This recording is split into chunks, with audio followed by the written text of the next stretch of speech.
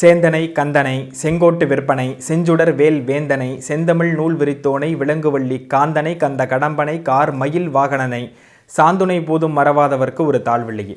Sri Kuberan TV நேயர்கள் அனைவருக்கும் அன்பான வணக்கங்கள். 2023ஆம் ஆண்டு பிப்ரவரி மாதத்தினுடைய பொது பலன்களை பார்ப்போம். அதில் இருக்கக்கூடிய முக்கிய விரத மற்றும் விசேஷ நாட்களை பற்றி நம்ம பார்க்க போகிறோம். பொதுவாக பிப்ரவரி மாதத்தினுடைய பலன்கள் அப்படின்னாக்கா மாதக்கோள்கள் அப்படின்னு சொல்லக்கூடியது புதன், சூரியன், சுக்கிரன், செவ்வாய் இவற்றை வைத்துத்தான் நாம் மாதக்கோள்களுடைய அடிப்படையில் மாத பலன்களை கணிக்கிறோம்.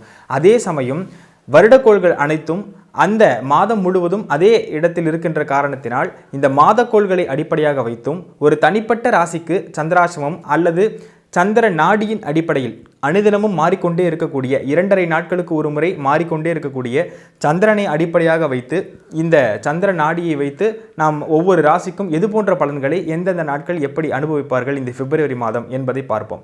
அதற்கு முன்னால் விரதங்கள் மற்றும் விசேஷ நாட்களை பற்றி தற்போது பார்ப்போம். 22 அதாவது தை மாதம் 22ஆம் தேதி ஞாயிற்றுக்கிழமை பிப்ரவரி 5ஆம் நாள் முழு பௌர்ணமி நிறைந்த அந்த நன்னாளில் பூச நட்சத்திரம் வருகிறது. பூச நட்சத்திரம் என்பது தை மாதத்தில் வரக்கூடிய பூச நட்சத்திரம் தைப்பூசம் என்று கொண்டாடப்படுகிறது.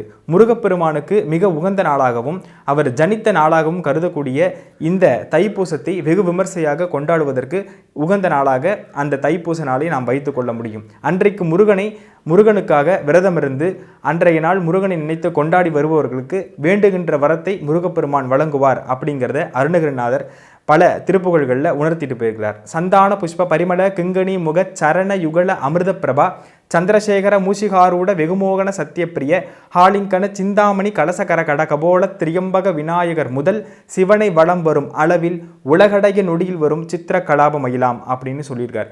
அதாவது மயில் மேல முருகன் வள்ளி தெய்வானையோட காட்சி தருவார். இந்த நாளில் விரதம் இருந்து முருகனை வழிபட்டோம்னா மிகப்பெரிய மேன்மையை அடைவோம் அப்படின்னு சொல்லியிருக்கிறாங்க. அப்பேற்பட்ட முக்கிய நாளாக இந்த தை மாதம் 22ஆம் நாள் தைப்பூசம் வருகிறது என்பதை இந்த மாதத்தில் தெரிவித்துக் கொள்கிறோம்.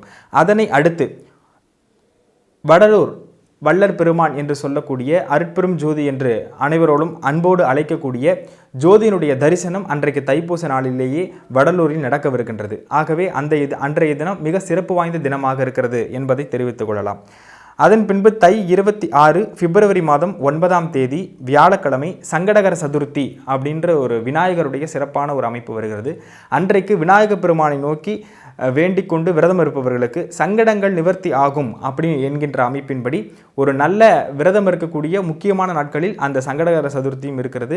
அது வருகின்ற தை மாதம் 26 பிப்ரவரி 9ஆம் தேதி நிகழவிருக்கிறது அப்படிங்கிறதையும் தெரிவித்துக் கொள்கிறோம். அதே போன்று சஷ்டிக்கு விரதம் இருப்பவர்கள், அதாவது குழந்தை வரம் வேண்டி சஷ்டிக்கு விரதம் இருக்கக்கூடியவர்களுக்கு தை 28ஆம் நாள் பிப்ரவரி 11ஆம் நாள் சனிக்கிழமை சஷ்டி திதி வருகிறது. அந்த சஷ்டி திதியின் போது விரதம் இருப்பவர்களுக்கு, அதாவது சஷ்டியில் விரதம் இருப்பவர்களுக்கு அகப்பையில் குழந்தை வரும் என்ற சான்றின்படி முருகப்பெருமானை நோக்கி அன்றைய தினம் விரதம் இருப்பவர்களுக்கு ஒரு அழகான குழந்தை கிடைக்கும் அப்படின்றதுல எந்த மாற்றமும் கிடையாது.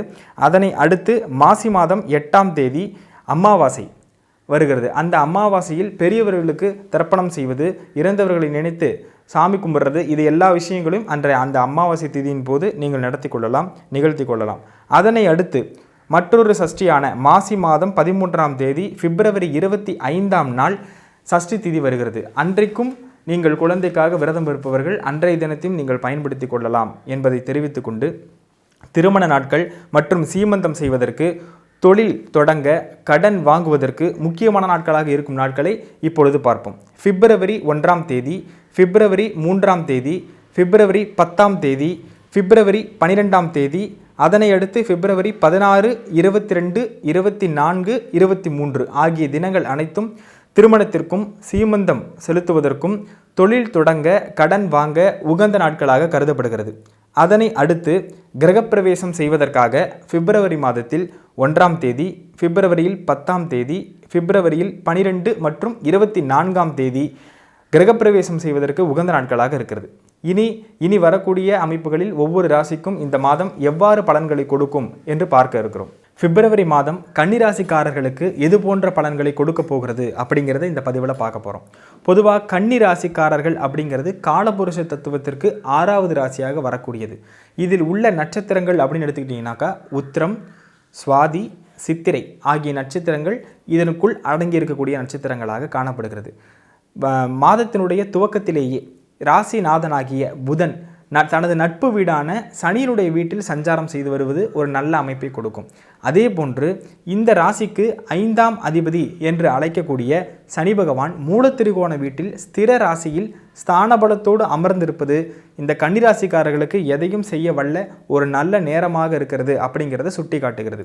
இது காலம் வரை அஷ்டமச்சனி மற்றும் பல்வேறு சனி இடையே இந்த பஞ்சம சனி அப்படின்னு சொல்லக்கூடிய 5ஆம் இடத்தில் குழந்தைகள், பூர்வீகம், தொழில் அமைப்புகள் அத்தனையும் கெடுத்து வந்த இந்த 5ஆம் இடத்து சனி தற்போது 6ஆம் இடத்திற்கு மாறி 20 நாட்கள் தான் ஆகிறது.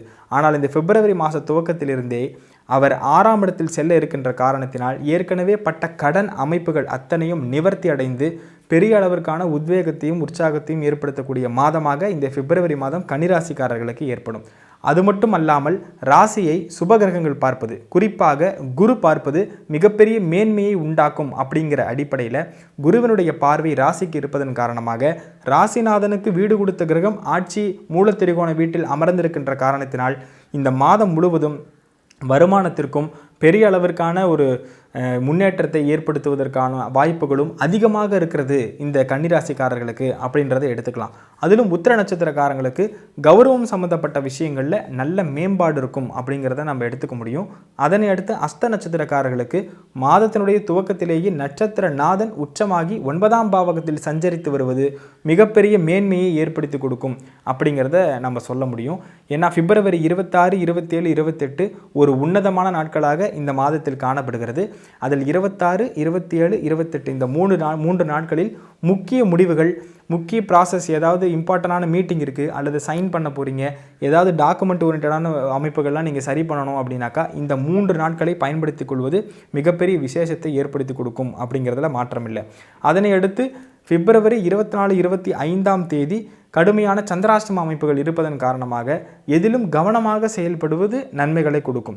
அதிலும் பிப்ரவரி 26 பாதி நாள் முழுவதும் சந்திராஷ்டமம் இருக்கின்ற காரணத்தினால் அதிலும் கூடுதல் கவனம் தேவை. 2.5 நாட்களுக்கு சந்திராஷ்டமம் இருக்கக்கூடிய ராசியாக இந்த கன்னிராசிக்காரர்களுக்கு அமைந்திருக்கிறது. அந்த நாட்களில் வெளியூர் பிரயாணங்கள் அல்லது புதிய தொழில் தொடங்குதல் இது போன்ற அமைப்புகள் செய்யக்கூடாது. வாக்குவாதம், தர்க்கம் போன்ற அமைப்புகளை கையாளக்கூடாது. மிதுன ராசிக்கு என்ன சொன்னோமோ அதே தான் கன்னிராசிக்கும். ராசிநாதன் பலம் பொருந்தி இருக்கின்ற காரணத்தினால் நீங்கள் என்ன எதிர்பார்க்கிறீர்களோ பிப்ரவரி மாதம் நடந்தே தீரும். ராசியை குரு பார்க்கின்ற காரணத்தினால் எந்த காரியத்தை எடுத்தாலும் சக்ஸஸ் பண்ணக்கூடிய நிலைமையை இந்த குரு தருவார் அப்படிங்கிறத நாம் எடுத்துக்க முடியும். கஜகேசரி அமைப்புன்னு சொல்லக்கூடிய சந்திரனும் உச்சமாக இருக்கக்கூடிய நிலைமையில் இந்த மாதம் பிறக்கிறது. குருவும் ஆட்சியாக இருக்கக்கூடிய அமைப்புகளில் இந்த மாதம் பிறக்கின்ற காரணத்தினால் பெரிய அளவிலான முன்னேற்றத்தை அடையக்கூடிய ராசிகளில் இந்த கன்னிராசிக்காரர்களும் ஒன்று. இந்த பிப்ரவரி மாதத்தில் சனி ஆட்சி பலத்தோடு 6ஆம் இடத்தில் இருக்கின்ற காரணத்தினால் கொடிய கோள்கள் 6ஆம் இடத்தில் இருப்பது நன்மைகளை கொடுக்கும். ஏன்னா தீயது நசிந்து போகும் அப்படிங்கிற அமைப்பின்படி அந்த ராசிநாதனும் அங்கேயே இருக்கின்ற காரணத்தினால் நோய், நரம்பு சம்பந்தப்பட்ட பிரச்சனைகள், தோல் சம்பந்தப்பட்ட பிரச்சனைகளில் ரொம்ப நாளாக அவதிப்பட்டு கொண்டிருந்து வந்த அத்தனை நபர்களுக்கும் இந்த பிப்ரவரி மாதத்திலிருந்து ஒரு விடுதலை கிடைக்கக்கூடிய ஒரு அற்புதமான ஒரு மாதமாக பிப்ரவரி மாதம் அமைந்திருக்கிறது அப்படிங்கிறத நம்ம எடுத்துக்க முடியும். அதே மாதிரி பச்சை நிற வஸ்திரங்களை அதிகமாக பயன்படுத்தும் போது கன்னிராசிக்காரர்களுக்கு ஒரு ஏற்புடைய மாதமாக இந்த பிப்ரவரி மாதம் அமைந்திருக்கும் அப்படிங்கிறதுல மாற்றுக்கிறதுக்கே இடமில்லை. சந்திரன் நாடியின் அடிப்படையில் உங்களுடைய ராசி மீதே சந்திரன் போகக்கூடிய காலகட்டங்களில் மன அழுத்தம், மன சஞ்சலங்கள், தேக ஆரோக்கியம் கெடுதல், ஒரு டயர்ட்னஸை கொடுக்கக்கூடிய அமைப்புகள் இதெல்லாமே இருக்க செய்யும். ஆனால் அதை பெரிய அளவுக்கு நீங்கள் எடுத்துக்கொள்ள வேண்டிய அவசியம் இல்லை. அதே மாதிரி பச்சையம்மன்னு சொல்லக்கூடிய பச்சை நிறத்தில் இருக்கக்கூடிய மீனாட்சி அம்மனாக இருக்கட்டும், அதே மாதிரி கிராம தேவதைகள்னு சொல்லக்கூடிய பச்சை நிறத்தில் இருக்கக்கூடிய பச்சையம்மன், இந்த மாதிரி இருக்கக்கூடிய தெய்வங்களுக்கு அதிகமான போய் பிரார்த்தனை நீங்கள் பண்ணிட்டு வரும்போது இந்த பச்சை நிறத்துக்கே உண்டான ராசியான கன்னிராசிக்காரர்களுக்கு ஒரு மனம் முழுவதும் பசுமையான நிறைவுகளை அடையக்கூடிய மாதமாக பிப்ரவரி மாதம் அடையும் அப்படிங்கிறதுல மாற்றுக்கிறதுக்கே இடமில்லை. இந்த பிப்ரவரி மாதம் கன்னிராசிக்காரர்களுக்கு ஒரு நல்ல சிறப்பான மாதமாக இருக்கும் என்று தெரிவித்துக் கொள்கிறேன். வணக்கம். ஸ்ரீ குபேரன் டிவியை பார்த்தமைக்கு நன்றிகள். மேலும் இது போன்ற தகவல்களை தெரிந்து கொள்ள ஸ்ரீ குபேரன் டிவியை சப்ஸ்கிரைப் செய்யுங்கள். மறக்காமல் பெல் ஐக்கானை கிளிக் செய்யுங்கள்.